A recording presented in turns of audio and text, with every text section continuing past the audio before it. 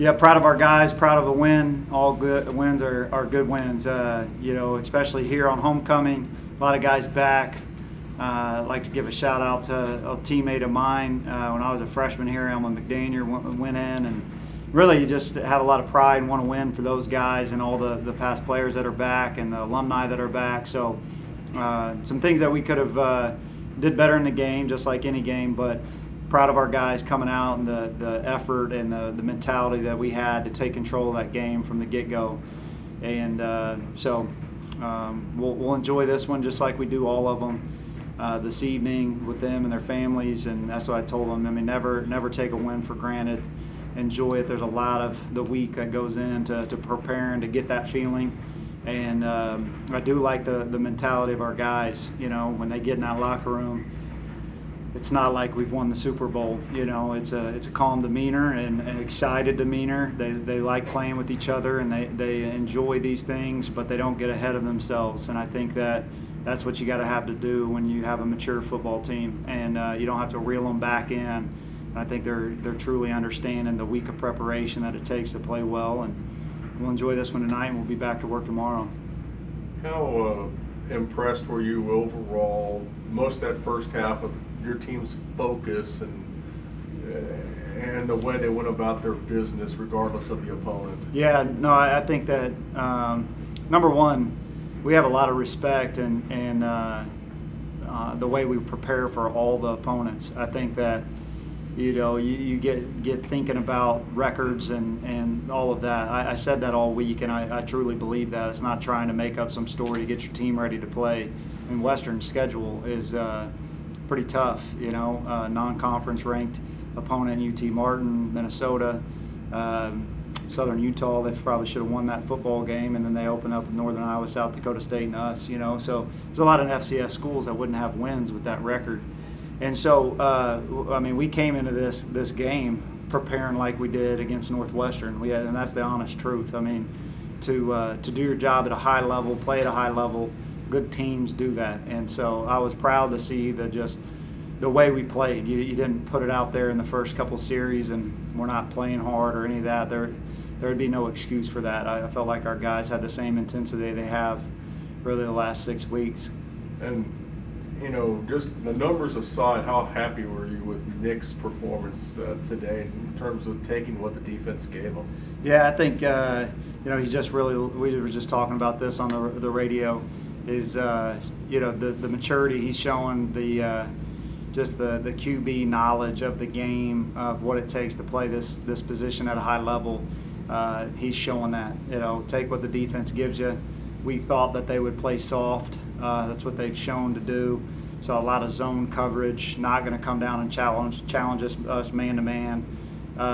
That's just their scheme. And so we thought that we could spread the ball around. You never go into the game thinking you're going to complete 25 of 27. But he did that. We took the 2 sacks, which we can't do. I think the third down call in the red zone, I wish I could have that one back and put him in a better play. There was nobody open, and he held the ball. Maybe you could throw that ball away. But, super efficient with the football when you look back on a game like that. How impressed were you with Lester? I know he didn't get as many touches as last week, but to follow up, and it seemed like it was maybe a little bit in mud the first couple plays that he got, but then once he started going again, it seemed like it was just like it was last week. Yeah, no, I think he can be a good back. Each game is going to be a little bit different. I think they did a good job of some of the things with the counters and stuff, not explosive plays. That's the one thing that we didn't have, that explosive play for a touchdown. We had to kind of go grind those touchdowns out. Disappointed in that long drive. I think it was over 20 plays maybe, and we fumbled at the 2-yard line. That's a gut punch. There's a lot of work that goes into that. There's a lot of play calls. I even asked him before that snap. I was like, Ryan, our GA, I said, how many plays is this? I felt like we were calling plays for a long time and not getting it down there. And then to fumble, that's the one thing. I wish we would have finished that drive off, not turning the ball over. That's our first fumble of the year, and to fumble at the 2, Javon knows that. But could be a good wake-up call. We've got to have great ball security, and then the 4th down, we've got to pick that up. I thought, LaShawn's got to be able to find a yard there and stay on the field and go score on that drive as well. So Again, the defense played outstanding. Really dominated their side of the ball, gave up the one score, got the turnover, and it turned into points for us in the second half again. Really, you just can't say enough about all levels of the defense. I think that, it starts up front and the linebacker play, and then I think, this team really just owning that if you're going to play well in football, this game is the ultimate team game. Really, you play well because somebody else is doing their job. That's the only way to do it. And so for them to just give credit to each other and know that the only way I'm making plays is somebody else is playing at a high level and they're playing good team defense. Coach, despite Javon's fumble, how impressed were you with him today finding the end zone 4 times? Yeah, 4 times. That's why I said 5 would have been better. But no, I'm proud of Javon. I mean, he does a lot for our team. Obviously, another game with over 100 yards rushing, receiving, and passing. And then, like I said on there, he's probably the only guy in the country that owns the kickoff return duties and the punt return duties, and not getting tired. I mean, fielding all those punts, that's a retaining possession, and him confidently going and doing that, and then had another good return past the 30. That's the second week in a row that he's done that. And so those yards are piling up too. So it's not just those, but also return yardage. He accounts for a lot of our offense, and it was nice for us to be able to get in the red zone and know what we're doing and still run the ball in. You've coached so many guys. What makes him such a special talent compared to the hundreds of players you've coached? Well, I've not coached that long, but Javon's a special talent. I think anybody would tell you that. I mean, he's pretty natural at doing things, and then I think his attitude has been outstanding this year. The questions before the first couple of games when I'm sitting in here is, why is he not touching the ball enough and stuff, and we're moving him around, and those plays were being called, whatever the game. The first game we were behind so much, and all of those things, but he trusted the process. He trusted us. I kind of said that on the radio show too. I mean, when we pass with him, it's really not a trick play. It's really just putting it in another quarterback's hand that throws the ball really accurately. I think if you look over the 4 years that he's thrown the ball, he throws at a high percentage, and he throws the ball with a lot of accuracy. So those to us really aren't tricks. We do them so much in practice and have a lot of different ways to use them. So those are just like normal plays to us, honestly. Coach, the backfield as a whole, between Javon, Rowe, and now Sean stepping up as well, it's got to be one of the more dynamic backs in the country. I guess, how does the decision-making go into who you're going to put on the field at once, and then also what does it allow you to do, and how does it open up the offense? Yeah, I think that the unselfishness, number one, in that group has got to be the focal point whenever, and we've done that. I mean, for those guys to stay locked in, now LaShawn is new, but Justin's hurt, had surgery, probably get him back after the bye week and on his thumb. And so those guys have played together now for 4 seasons, and really 3 with Romir, Justin, Javon. And then last year we added Donovan Spencer, who got a bulk of the carries as well, super unselfish, and came in. And I think it's a credit to Nate Griffin, the running backs coach, has been here. He's the only guy that's still on staff from my original staff in 2016. Is just a team builder.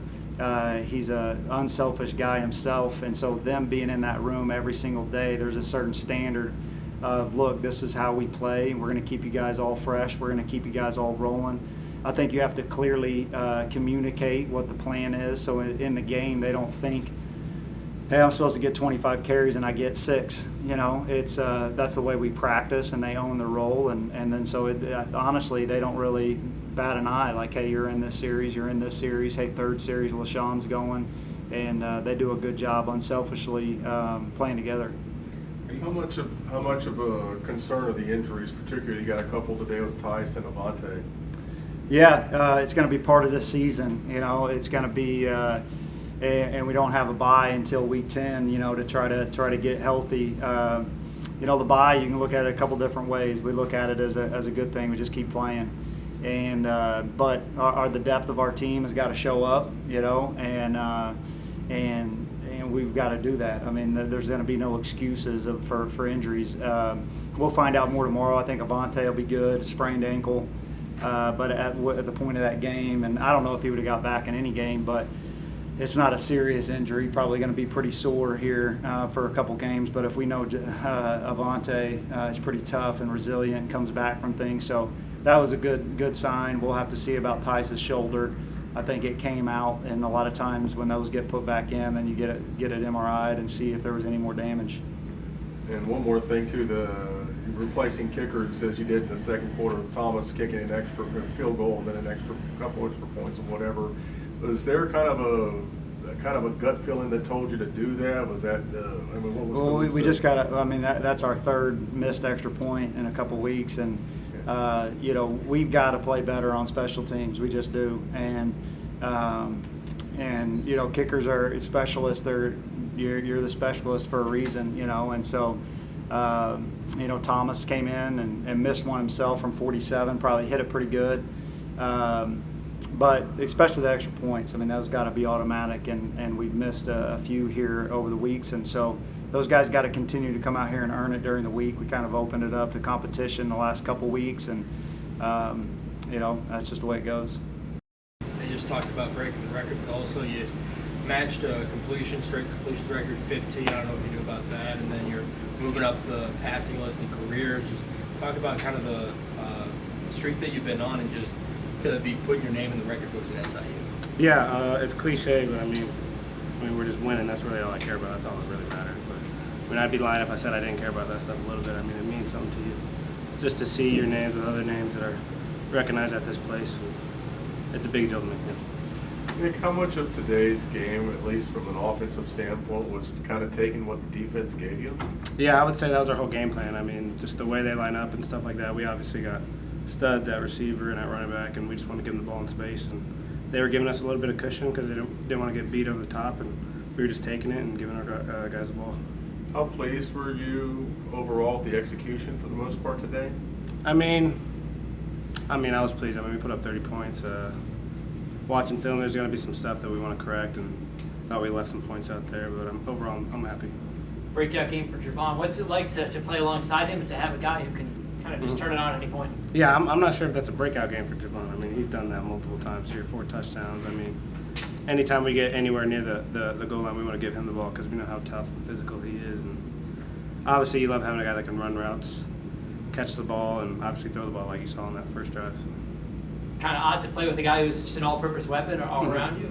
I mean, I love it. I mean, he asked me the other week, he was like, have you ever met somebody that could throw the ball, run the ball, catch the ball? I was like, yeah, me. And I told him me, but obviously not like him, but told him me. And from the quarterback perspective, you just touched on it a second ago, it makes it really nice to be able to get you guys in space, take advantage of what they're giving you. Mm-hmm. From your spot behind the center, how much confidence does it give you when you know everything's breaking down, but you can just kind of dump it off to Rowe, to Javon, to anybody that's kind of those quick, short throws you had a lot of today, and they just pick up yards after the catch? Yeah, obviously, I mean, Rowe is just a beast, man. Having guys like that there's not stuff open, you go down to him. Maybe they're not the most open, but they make something shake, and they get 10 yards on a little 2-yard throw that could have got tackled for a 2-yard game, but they make it 12, and it's a blessing to have those guys right there. 5 wins in a row. Does it feel like you guys are building ahead of steam, or do these 5 wins feel like these ones you should have won anyways? Or in terms of as a season, how's this affecting things? I mean, obviously, we're building a lot of momentum, and I mean, you can just feel it in the building. But I mean, these are games that we think we should win, and it's not that we're not expecting to win these games or nothing. But yeah, there's something brewing in here that we feel. David, the defense today, I think you gave up under 200 yards. How do you feel overall about the defensive effort in this game? I just feel like we all came together. Our D-line has been playing very well the past couple weeks, sending pressure, so we in the back end have to provide coverage, and I think we did that real well today. We got a lot of sacks, made them hurry up and throw the ball, and that's what led me to get a pick today. Talk about the interception. Looked like it was a little bit of a juggle. I know you've been close to a few this year. How did it feel to get one? It feels real good. I broke my thumb earlier in the year, so I'll be having to wear a cast during the game. So mentally, I'm trying to get used to it, but physically, it's kind of hard. But no excuses for me. I gotta catch the ball.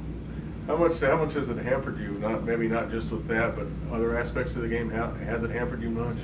I try not to think about it too much. I'm out there, so I have to play. That's my mindset. For you as a defensive player, watching a guy like Javon get out there, score multiple times, what's it like to know that you don't have to go up and tackle him? We get real competitive in practice. That's all I'm gonna say. But Javon, he's a very good guy. Real hard worker. I see him in practice working very hard to do what he does in the game. So it's just good to have him on our team. Does that type of performance surprise you? No, not at all. I see it all the time in practice. David, for your guys' secondary today, it seemed like you got better as the game went along. Maybe some miscommunications early that missed some throws down the field, and then it just was lockdown the rest of the way. What allowed you guys to make those adjustments and get better as the game went on? Just a lot of confidence. In the back end, we like to support each other, so just building each other up, just telling each other that we can do this, and we feel like we are the better athletes out there on the field anytime we go out on the field, so we just like to show it. And we just like to talk about building our confidence and just helping each other out. They had a different quarterback than what was expected for starting today. Did you scout that quarterback at all this week? Were you surprised when you saw him on the field? A little bit of a surprise, but the show goes on. We did to scout him, talk about him in the defensive meetings and stuff. But whoever's out there, they're out there. So we just got to play defense, play ball. What the past few weeks been like for you? Because you've really started to come on with this offense and gain a specific role with it and everything. And just how's it felt kind of sliding into a position now where it feels like you're right at home? It feels great, to be honest, to answer that one. But the first week or two, we're just getting me grounded, see what they had me at doing and what not. Obviously, I can do the same thing my twin does, so that's when we became more multidimensional. And we didn't care which one was Z or X. We just line up and just go. And so when you have two people like us, you can just do things and just maneuver the ball, line up and get going. I was going to ask, you've seen Nic carve up defenses before in high school and here. How would you rate what he did today going 25 and 27? It's just Nic. We expect it. Obviously, I've known that since 2015, 2016. But the defense just gave us easy looks, and he just took advantage of them. They're just going to play us 12 and bail. We got to just take what we can get and just keep moving. At the mid-season point now, I know that with the production the last few weeks, you've been stepping up more and more. We just talked about it, but how much of it for you has been getting more comfortable with the offense that you're in now? And to be honest, that's the big thing. The first 2 weeks, obviously, I'm coming off 2 injuries, so obviously I haven't got 2 seasons in me. So I've just been taking care of everything that I have in control, and obviously taking full advantage of all the opportunities I'm getting. So, it's just, I'm very comfortable now, and they trust me to make plays and just do what I got to do.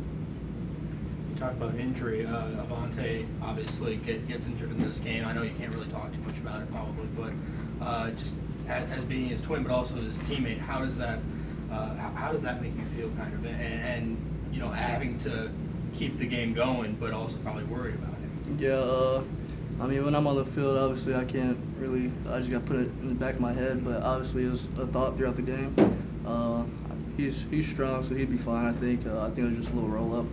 But all I can say is that just knowing that, obviously I missed plenty of games, so I'm knowing that he's not going to miss too many opportunities like I've done, so he'll probably be back soon.